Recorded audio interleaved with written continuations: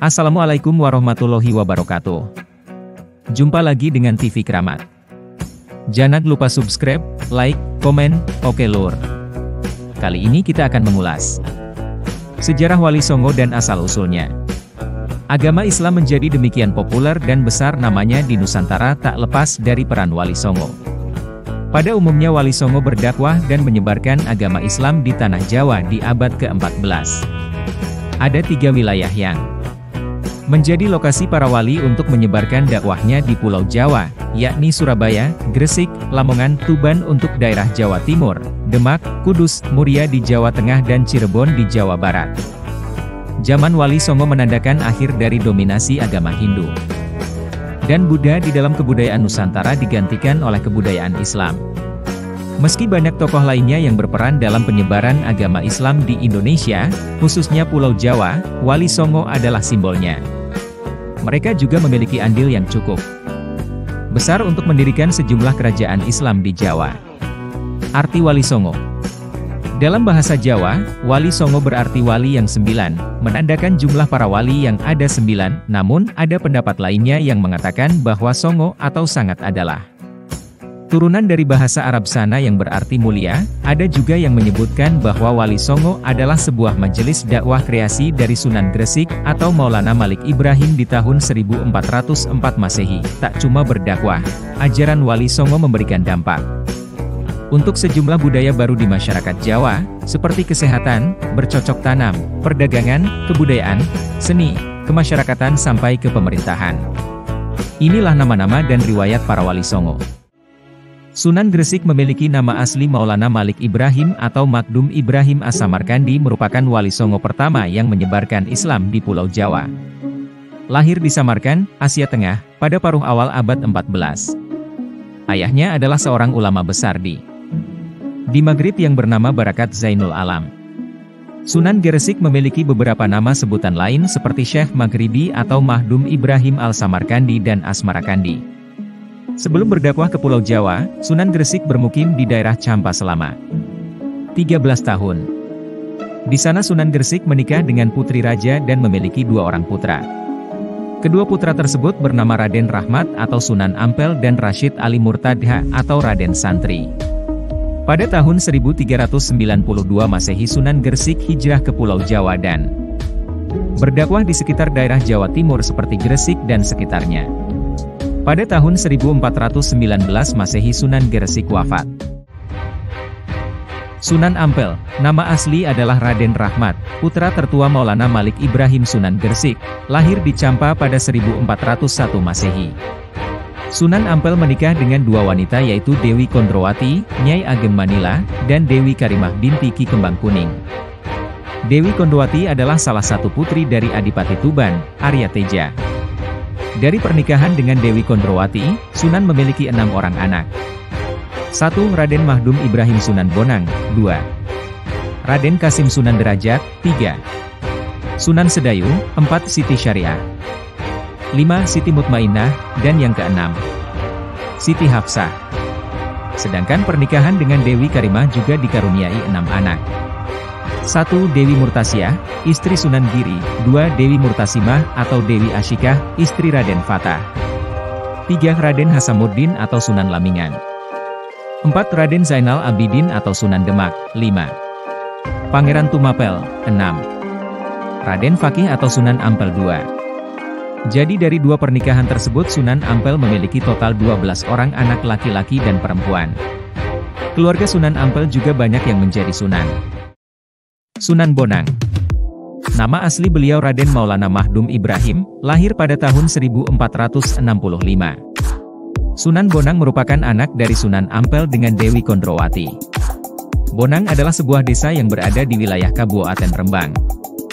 Nama Sunan Bonang diambil dari kata Bong-an, nama marga ayahnya yaitu Bong Swihu atau Sunan Ampel. Sunan Bonang sempat menimba ilmu sebelum kembali ke daerah Tuban dan mendirikan sebuah pesantren. Cara berdakwah disesuaikan dengan budaya masyarakat pada saat itu, yaitu kesenian. Masyarakat yang menyukai hiburan mendorong Sunan untuk membuat alat musik gamelan. Pertunjukan musik ini bertujuan untuk menarik masyarakat agar tertarik untuk belajar agama Islam. Tombo Ati adalah salah satu lagu ciptaan Sunan Bonang yang sangat terkenal hingga saat ini. Makam Sunan Bonang dikatakan terdapat di 3 lokasi yaitu Tuban, Rembang dan Pulau Bawean. Namun para ahli sejarah dan ulama setuju jika makam tersebut terletak di Tuban. Tepatnya berada di sebelah barat Masjid Agung, Kota Tuban, Jawa Timur. Sunan Derajat atau Raden Kasim memiliki nama kecil Syarifuddin. Sunan Derajat merupakan putra bungsu Sunan Ampel dengan Dewi Kondrowati. Sunan ini berdakwah untuk menyebarkan agama Islam di desa Paciran Lamongan.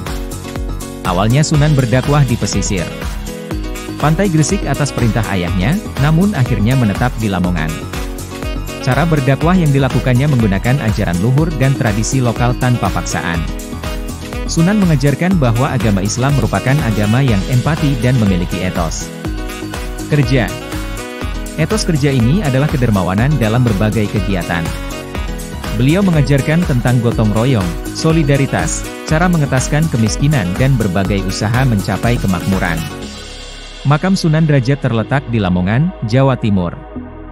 Tepatnya di daerah Pacitan yang dikelilingi perbukitan dan pepohonan luas. Di sekitar makam juga dibangun Museum Sunan Derajat yang dapat dikunjungi dengan gratis. Museum berisi tentang sejarah dan budaya untuk pendidikan, sehingga dapat dikunjungi dengan gratis. Museum berisi tentang sejarah dan budaya untuk pendidikan, sehingga dapat dikunjungi dengan keluarga Anda. Sunan Kudus. Nama aslinya adalah Ja'far Shadiq, berasal dari Al-Quds, Yerusalem, Palestina. Lahir pada 9 September 1400 Masehi atau 808 Hijriah di Palestina. Ayahnya bernama Raden Usman Haji dan ibunya bernama Syarifah Ruhil. Sunan ini datang ke Pulau Jawa bersama ayah dan kakeknya, jadi bukan merupakan warga asli Kudus. Metode penyebaran agama Islam yang dilakukan oleh Sunan ini hampir sama dengan Sunan Kalijaga. Persamaan ini dikarenakan Sunan Kudus memang belajar agama Islam dengan Sunan Kalijaga. Cara berdakwah yang digunakan adalah dengan mengapresiasi budaya kearifan lokal masyarakat daerah tersebut. Makam Sunan Kudus berada di Kota Kudus, Jawa Tengah.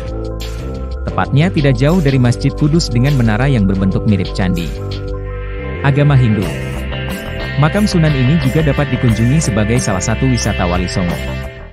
Sunan Giri memiliki nama asli Raden Paku dan diberi nama Joko Samudro oleh ibu yang menemukannya di lautan. Kelahiran Raden Paku dianggap kutukan oleh kakeknya sehingga dibuang ke lautan. Ayahnya bernama Syekh Maulana Ishak yang merupakan seorang ulama dari Gujarat. Ibunya bernama Dewi Sekardadu yang merupakan putri Raja Belambangan beragama Hindu. Setelah dewasa, ibu angkat Sunan Giri membawanya ke Ampel Denta untuk belajar agama Islam kepada Sunan Ampel. Saat Sunan Ampel mengetahui identitas asli Joko Samudro, maka beliau dikirim untuk berdakwah ke daerah Pasai. Sunan berangkat dengan temannya yaitu Sunan Bonang. Sunan Giri berdakwah melalui lagu dan permainan untuk mendekatkan Islam pada anak-anak. Sunan juga membangun sebuah pesantren yang terdapat di Kota Gresik, tepatnya di Desa Sidomukti. Karena berada di tempat yang tinggi maka Sunan diberi nama Sunan Giri yang berarti dataran tinggi atau gunung.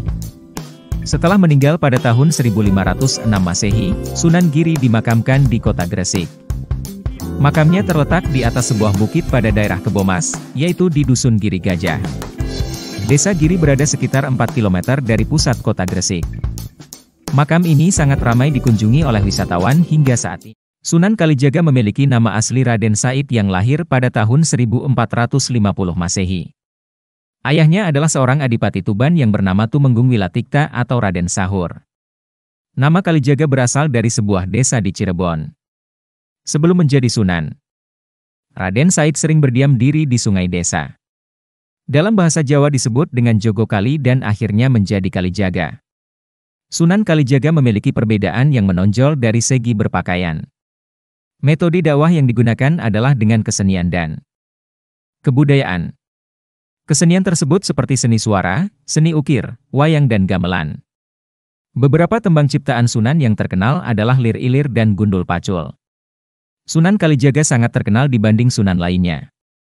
Hal ini karena beliau memiliki banyak ilmu dan kecerdasan. Sunan Kalijaga menguasai banyak ilmu yang didapatkan dari Sunan Bonang. Sunan Kalijaga dimakamkan di Desa Kadilangu, Kota Demak, Jawa Tengah.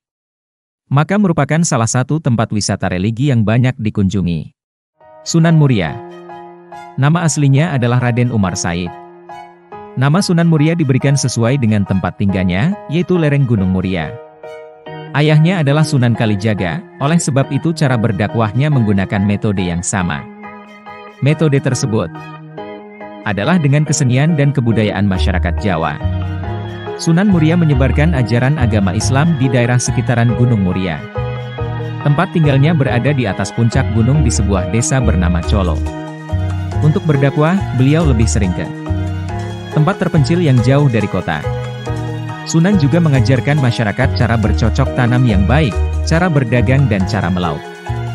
Gamelan dan wayang adalah kesenian yang sering digunakan Sunan untuk berdakwah. Beliau juga menciptakan tembang.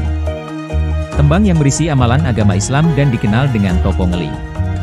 Sunan ini dikenal cerdas karena selain berdakwah juga mampu memberikan penyelesaian terhadap bermacam masalah dalam masyarakat.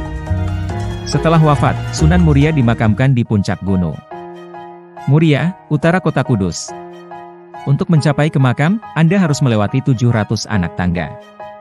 Makamnya berada persis di belakang masjid dengan nama Masjid Muria. Sunan Gunung Jati.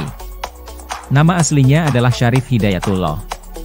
Lahir pada tahun 1448 Masehi. Sunan merupakan cucu dari Prabu Siliwangi dan ayahnya adalah seorang raja di Mesir. Saat dewasa Sunan didaulat untuk menggantikan ayahnya, namun beliau menolak. Dan kembali ke Pulau Jawa untuk berdakwah bersama ibunya Syaifah Mudaimah.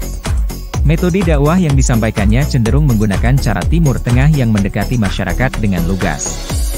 Saat berusia 25 tahun beliau sudah terkenal sebagai ulama dan pemimpin yang adil serta bijaksana. Beliau juga memiliki banyak keahlian seperti ilmu kedokteran, bahasa dan strategi. Penyebaran wilayah dakwahnya adalah sekitaran daerah Cirebon. Pada tahun 1487, Sunan Gunung Jati diangkat menjadi seorang Sultan di Cirebon. Sunan memiliki pergaulan yang luas dengan Wali Songo lainnya. Sunan Gunung Jati wafat pada tahun 1569, tepatnya tanggal 19 September. Usianya mencapai 121 dan dimakamkan di Gunung Sembung. Gunung ini berada di Desa Astana, Cirebon.